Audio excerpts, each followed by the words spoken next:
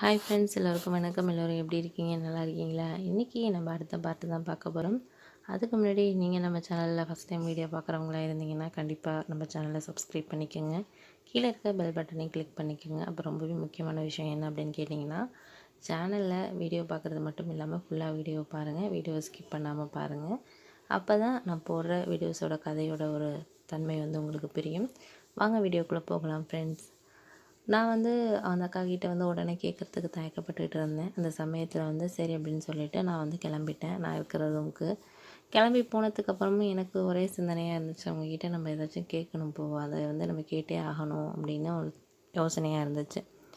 சரி, நம்ம கேட்கணுன்னா கண்டிப்பாக நம்மளை தப்பாக நினச்சிக்குவாங்களோ அப்படிங்கிற ஒரு மனசுக்குள்ளே இன்னொரு எண்ணோட்டமும் இருந்துச்சு. சரி கேட்டுருவோம்ப்பா, நம்ம என்ன நடந்தாலும் நடக்கட்டும் அப்படின்னு சொல்லிட்டு நான் கிளம்பி சாயந்தரமாக போனேன். அப்போ அவங்க டிவி பார்த்துக்கிட்டு இருந்தாங்க. வாப்பா வா உள்ளார வா அப்படின்னு சொன்னாங்க.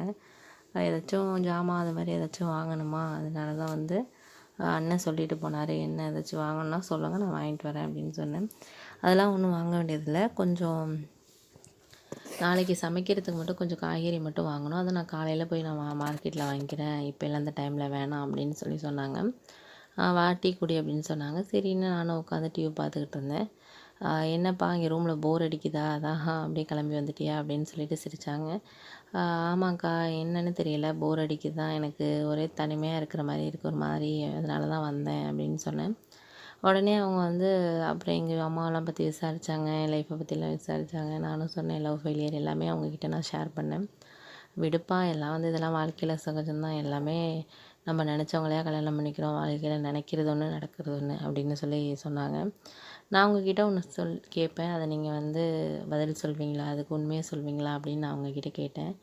என்ன இருந்தாலும் சொல்லு, ஒன்றும் பிரச்சனை இல்லை, ஏன் இப்படி பயந்துக்கிட்டு என்கிட்ட பேசுகிறேன், நான் உன்கிட்ட ஃப்ரெண்ட்லியாக தானே பேசுகிறேன் அப்படின்னு சொன்னாங்க. ஒன்றும் இல்லை, உங்களுக்கும் அண்ணனுக்கும் நல்ல ஒரு அண்டர்ஸ்டாண்டிங் மாதிரி தான் இருக்குது, ஆனால் உங்களுக்குள்ளே ஏதோ ஒரு பிரச்சனை இருக்கிற மாதிரி இருக்கே அப்படின்னு சொல்லி கேட்டேன். அதுக்கு அவங்க என்ன சொன்னாங்கன்னா, உனக்கு அந்த விஷயம் தெரியுமா அப்படின்னாங்க. என்ன விஷயம், எனக்கு எந்த விஷயமும் தெரியாது, ஏன் அவர் சொல்லலையா உன்கிட்ட அப்படின்னாரு. இல்லை அதெல்லாம் ஒன்றும் இல்லை, நானாக தான் கேட்குறேன், நீங்கள் விருப்பம் இருந்தால் சொல்லுங்கள், இல்லைன்னா வேணாம். ஏன்னா நம்ம நாங்கள் உங்களை பற்றி தெரியாமல் திடீர்னு கேட்டது எனக்கு ஒரு மாதிரி சங்கடமாக தான் இருக்குது. இருந்தாலும் மனசுக்குள்ளே சில விஷயங்களை போட்டு நம்ம குழப்பிகிட்டே இருக்கிறதுக்கு அதை நேரில் கேட்டுறதே நல்லது அப்படிங்கிறதுனால தான் நான் உங்ககிட்ட கேட்டேன் அப்படின்னு சொல்லி சொன்னேன்.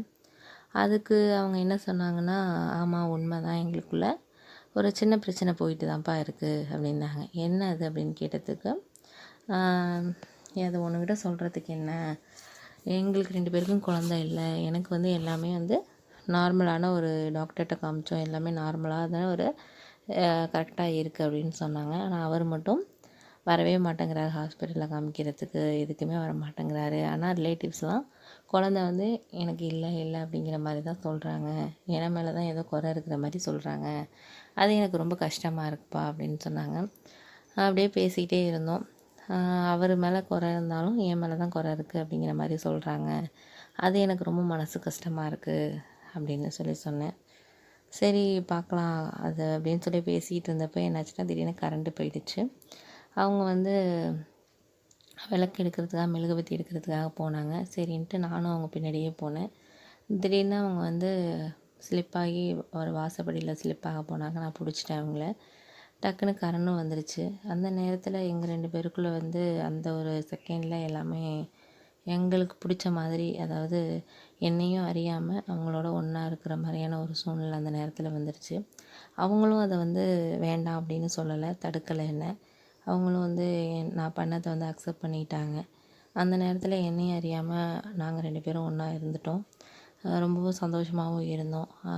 அந்த நேரத்தில் என்னோடய வாழ்க்கையில் அந்த நேரத்தில் அந்த மாதிரி நடக்கும்னு நான் எதிர்பார்க்கல. அந்தளவுக்கு ரொம்ப ஒரு சந்தோஷமான ஒரு இதில் தான் நான் இருந்தேன். அன்றைக்கி இரவு முழுவதும் நாங்கள் ரொம்ப சந்தோஷமாக இருந்தோம். ஆனால் மறுநாள் ஆனோடனே எனக்கு ரொம்ப மனசு கஷ்டமாக இருந்துச்சு.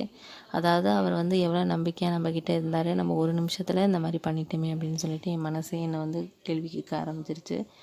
அவர் மறுநாள் வந்துட்டார் ஊர்லேருந்து. வந்தோடனே வந்து என்னப்பா தம்பி எப்படி இருக்க, என்ன எப்படி இருக்க அப்படின்லாம் கேட்டுட்டு இருந்தார், பேசிக்கிட்டு இருந்தார் என்கிட்ட. ஆனால் அவரை ஃபேஸ் பண்ணுறதுக்கே என்ன முடியலை. அந்தளவுக்கு ரொம்ப ஒரு கஷ்டமாக இருந்துச்சு. நம்ம இங்கே இருந்தால் சரியாக இருக்குமானுங்கிறது எனக்கு தெரியல. சரி இந்த மாதம் மட்டும் வேலை பார்த்துட்டு நம்ம போயிடலாம் அப்படின்னு சொல்லிட்டு நான் அவர்கிட்ட என்ன சொன்னேன்னா, இல்லைண்ணா எனக்கு இங்கே இருக்க பிடிக்கல, அம்மாவை பார்க்கணும் போல் இருக்குது, எனக்கு அங்கேயே நான் போயிடலான்னு நினைக்கிறேன் அப்படின்னு சொன்னேன். அவருக்கு தெரிஞ்சால் எவ்வளோ ஒரு கஷ்டப்படுவார் மனசு அப்படின்னு சொல்லிட்டு நானே வந்து அந்த வேலையை விட்டுட்டு கிளம்பி ஊருக்கும் வந்துட்டேன். ஒரு நாள் வந்து திடீர்னு அவர் வந்து எனக்கு ஃபோன் பண்ணார். இந்த மாதிரி என்னென்னா, நான் ரொம்ப ஹாப்பியாக இருக்கேன் தம்பி, நீ போய் ஒரு மாதத்துல வந்து எனக்கு வந்து ஒரு நல்ல செய்தி வந்திருக்கு, அதை உன்கிட்ட தான் சொல்லணும் அப்படின்னு சொன்னார். என்ன அப்படின்னு கேட்டேன்.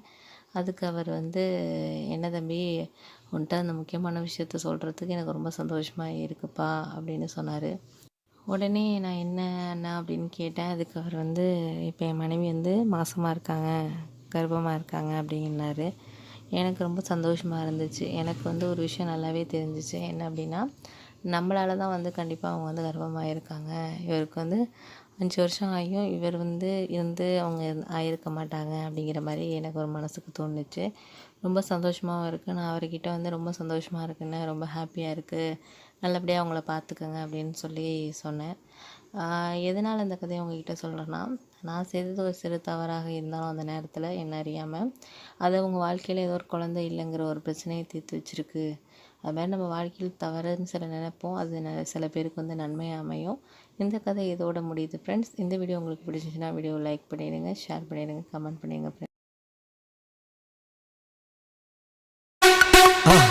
மறக்காம சர்ப்ரைஸ் பண்ணுங்க. தேங்க்யூ.